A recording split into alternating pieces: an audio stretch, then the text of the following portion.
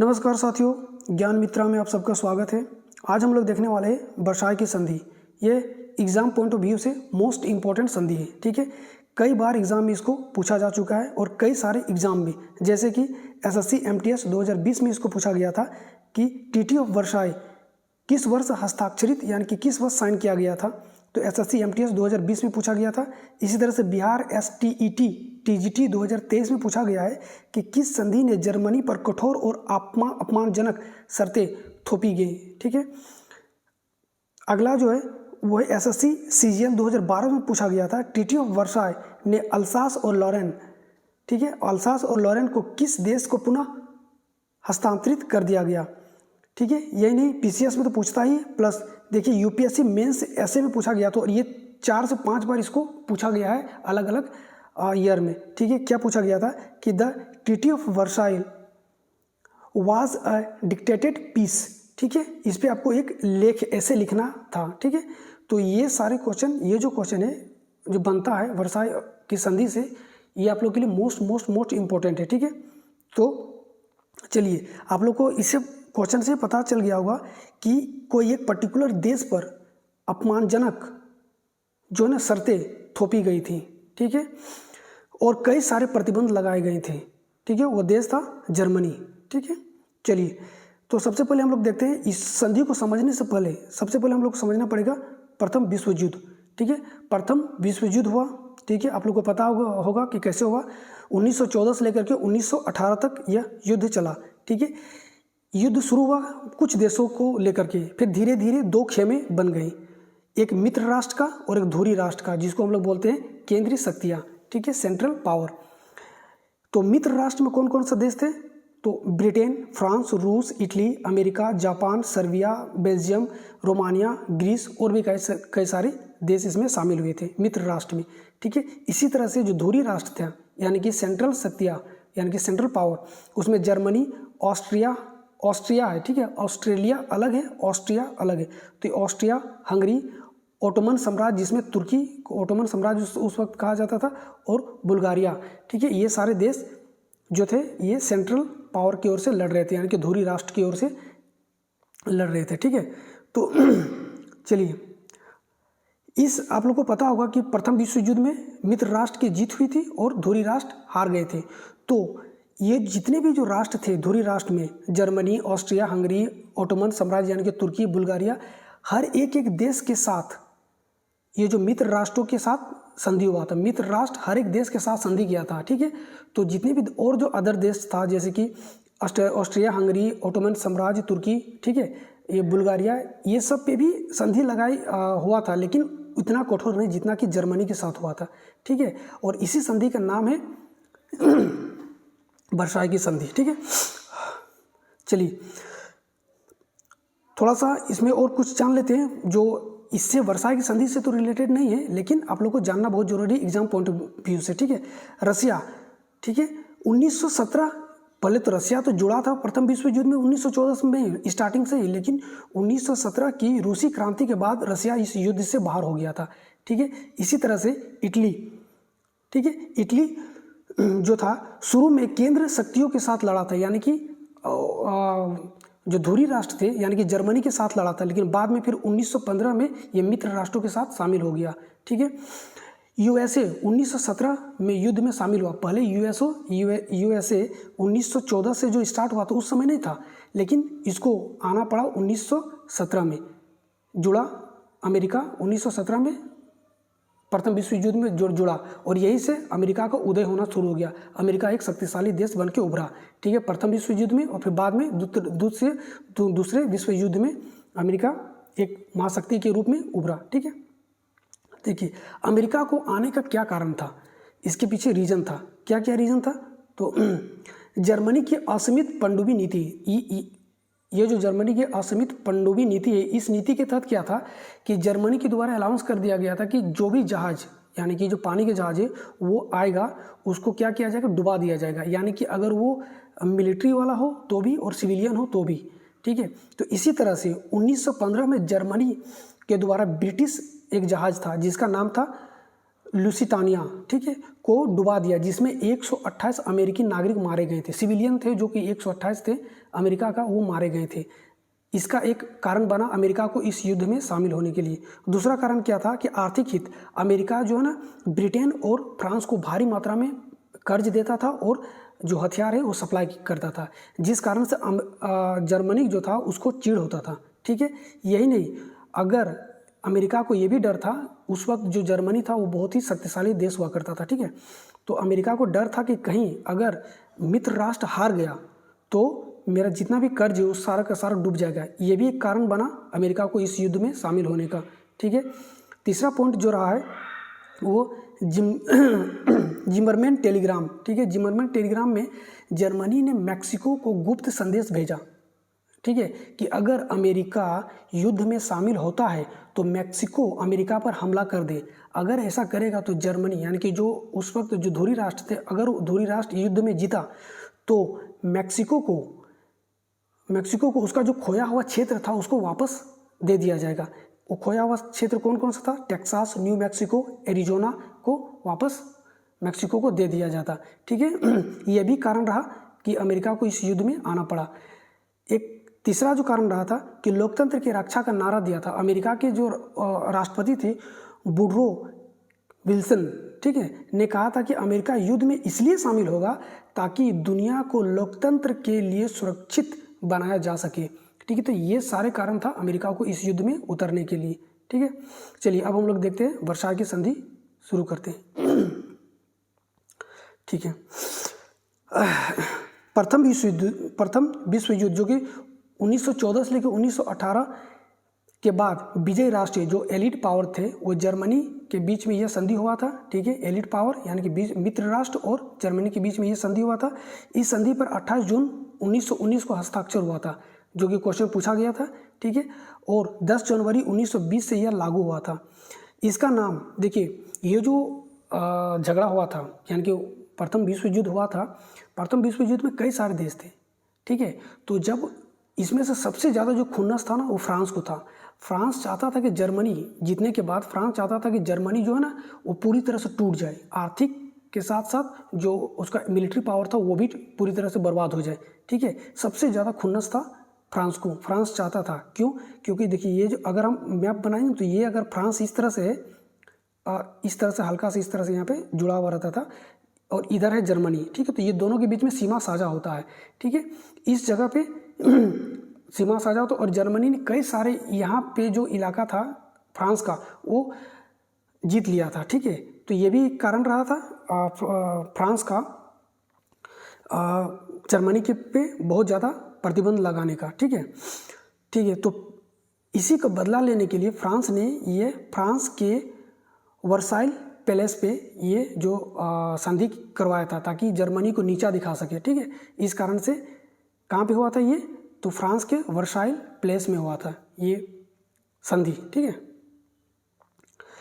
ठीक है। अब जर्मनी पे क्या क्या प्रतिबंध लगाया गया था, चलिए इसको देखते हैं। जर्मनी को प्रथम विश्व युद्ध के लिए जिम्मेदार ठहराया गया, ठीक है। वर्साई की संधि की 231वीं धारा के तहत जर्मनी व उसके सहयोगी राज्यों को युद्ध के लिए एकमात्र जिम्मेदार माना गया। अतः मित्र राष्ट्रों को युद्ध में जो क्षतिपूर्ति हुआ था, जितने भी जो मित्र राष्ट्रों को जितने भी जो धन का क्षतिपूर्ति हुआ था, उसके जो क्षतिपूर्ति हुआ था उसको जर्मनी और उसके जो मित्र राष्ट्र था उस जर्मनी को चुकाने के लिए बोला गया, ठीक है, ठीक है। और 1921 तक 6 अरब पाउंड मित्र राष्ट्रों को देने को कहा गया था जर्मनी को, ठीक है। यही नहीं, साथ उसके बाद नील नहर का अंतर्राष्ट्रीयकरण कर उसे सभी जहाज़ों के लिए खुला छोड़ दिया गया। नील नहर जो कि जर्मनी कब्जा करके बैठा था उसको भी अंतर्राष्ट्रीयकरण कर दिया गया, ठीक है। जर्मनी सेना को भी घटा दिया गया और मात्र 1 लाख सैनिक रखने का अनुमति दी गई जर्मनी को, ठीक है। देखिए ये सब जो हुआ है, जर्मनी मजबूर था ये संधि करने के लिए। अगर नहीं करता ना तो मित्र राष्ट्र उसको धमकी दिया था कि फिर से हम जर्मनी पे आक्रमण कर देंगे, ठीक है। जर्मनी के पास वायुसेना रखने का पूरी तरह से पाबंदी लगा दिया गया। वायुसेना, जलसेना यानी कि जर्मनी को नौसेना के लिए मात्र 6 युद्धपोत रखने की अनुमति दी गई। ठीक है, पनडुब्बियों को पूरी तरह से मना कर दिया गया और पूरी तरह ये पनडुब्बियों को मित्र राष्ट्रों को सौंप देने के लिए कहा गया। ठीक है, यानी कि वायुसेना और पनडुब्बी बिल्कुल नहीं रख सकता था, वायुयान बिल्कुल नहीं रख सकता था, सिर्फ 6 युद्धपोत रखने का अनुमति दी गई। ठीक है, और 1 लाख सैनिक। चलिए, अब भौगोलिक परिवर्तन भी हुआ था। सार क्षेत्र, जो जर्मनी का जो लोहा और कोयला का वहाँ पे बहुत ज़्यादा मात्रा है। ठीक है, सार क्षेत्र में इस सार क्षेत्र का जो जिम्मेदारी था वो राष्ट्र संघ को सौंप दिया गया और इसके स्वामित्व फ्रांस को दे दिया गया और ये कहा गया कि 15 वर्ष तक तो फ्रांस इसका स्वामित्व करता रहेगा। उसके बाद 15 वर्ष के बाद फिर एक जनहित संग्रह करवाया जाएगा। इसके बाद जो सार क्षेत्र के जो सारवासी हैं, सार क्षेत्र का जो सार के जो वहाँ पे लोग रहते हैं उसके साथ फिर एक जनमत संग्रह करवाया जाएगा कि सारवासी किधर रहना चाहता है, जर्मनी के साथ रहना चाहता है या फ्रांस के साथ। अगर सारवासी फ्रांस के साथ जर्मनी के साथ रहना चाहता है तो फ्रांस को सार क्षेत्र के लिए जर्मनी फ्रांस को वो क्षेत्र खरीदना पड़ेगा फ्रांस से। ठीक है, जर्मनी को। तो ये भी एक शर्त इस पर लागू किया गया। ठीक है, नेक्स्ट है 1871 में जर्मनी ने फ्रांस के अल्सास और लॉरेंस को छीन लिया था। ठीक है, इसे पुनः फ्रांस को लौटा दिया गया। बोले ना अभी कि यहाँ पे जो जर्मनी और फ्रांस का जो सीमा सटता है, यहाँ पे फ्रांस हो गया और यहाँ पे हो गया जर्मनी। ठीक है, तो ये जो सीमा तो यहीं पे होता लॉरेन और अल्सास का क्षेत्र था जो जर्मनी कब्जा कर लिया था फ्रांस का, उसको भी वापस फ्रांस को दे दिया। ठीक है, कुछ अब बोला जाता है ना कि जब कद्दू कटता है तो सब में बढ़ता है, तो कुछ क्षेत्र पोलैंड, बेल्जियम और डेनमार्क को भी दे दिया गया, जिसमें यूपेक, मार्सनेट और मालमेडी को बेल्जियम को दे दिया गया और स्लेस्विंग में जनहत संग्रह करके उसके उत्तरी भाग को डेनमार्क को दे दिया गया। चलिए, अगला पॉइंट है फ्रांस की सुरक्षा की दृष्टि से। फ्रांस अपनी सुरक्षा की दृष्टि से, देखिए फ्रांस कितना खुन्नस निकाल रहा था जर्मनी के साथ। फ्रांस अपनी सुरक्षा की दृष्टि से राइन घाटी था जिसके दोनों तरफ जर्मनी कब्जा करके बैठा था, राइन घाटी में मित्र राष्ट्रों की सेना 15 वर्षों तक रहेगी। दोनों तरफ, राइन घाटी के दोनों तरफ मित्र राष्ट्र की सेना 15 वर्षों तक रहेगी और जर्मनी को निशस्त्रीकरण कर दिया गया, यानी कि वहाँ पे जर्मनी अपना सेना नहीं रख सकता है, डीमिलिटराइज कर दिया गया जर्मनी को। ठीक है, नेक्स्ट है जर्मनी की पूर्वी सीमा। सबसे ज़्यादा जो भारी नुकसान उठाना पड़ा जर्मनी को वो उसकी पूर्वी सीमा पर। जर्मनी को सबसे अधिक नुकसान पूर्वी सीमा पर उठाना पड़ा। मित्र राष्ट्र ने स्वतंत्र पोलैंड का निर्माण किया, डांजिंग को स्वतंत्र नगर बनाकर राष्ट्र संघ के संरक्षण में रखा गया और पोलैंड को इसका उपयोग समुद्री मार्ग के लिए दिया गया। ठीक है, उसके बाद है मेमेल। नेक्स्ट पॉइंट, मेमेल का बंदरगाह जर्मनी से लेकर के लिथुआनिया को दे दिया गया। ठीक है, जर्मनी ने चेकोस्लोवाकिया की मान्यता दी। ठीक है, कुल मिलाकर जर्मनी ने 25,000 वर्ग मील जो जमीन था उसका वो और 70 लाख की जनसंख्या से हाथ धोना पड़ा इसको। ठीक है, यानी कि इतना छीन लिया, समझ लो एक इस ट्रीटी के अंतर्गत मित्र राष्ट्र इनसे ले लिया। ठीक है, वर्साई की संधि में 2 नए संगठन बना। जो मित्र राष्ट्र था उसका संगठन को नाम दिया गया राष्ट्र संघ, लीग ऑफ नेशंस। ठीक है, एक ये बना था और दूसरा बना था ILO, जो हम लोग अभी पढ़ते हैं ना ILO संस्था। तो ILO इंटरनेशनल लेबर ऑर्गेनाइजेशन जो 1919 में बना था, इसकी एक मान्यता दी गई, संस्था बना। ठीक है, अब इस सब के जो रहा है उसमें जर्मनी का प्रतिक्रिया क्या रहा और यहीं से देखिए जो जर्मनी को इतना अपमान सहना पड़ा। ठीक है, इतना जो अपमानजनक और जो इसके साथ सैंक्शन लगाए गए, सैंक्शन कहे तो मतलब जो प्रतिक्रिया इस पे जो प्रतिबंध लगाए गए थे। ठीक है, यही कारण रहा है दूसरे, मतलब बहुत सारे कारण रहा दूसरे विश्व युद्ध का।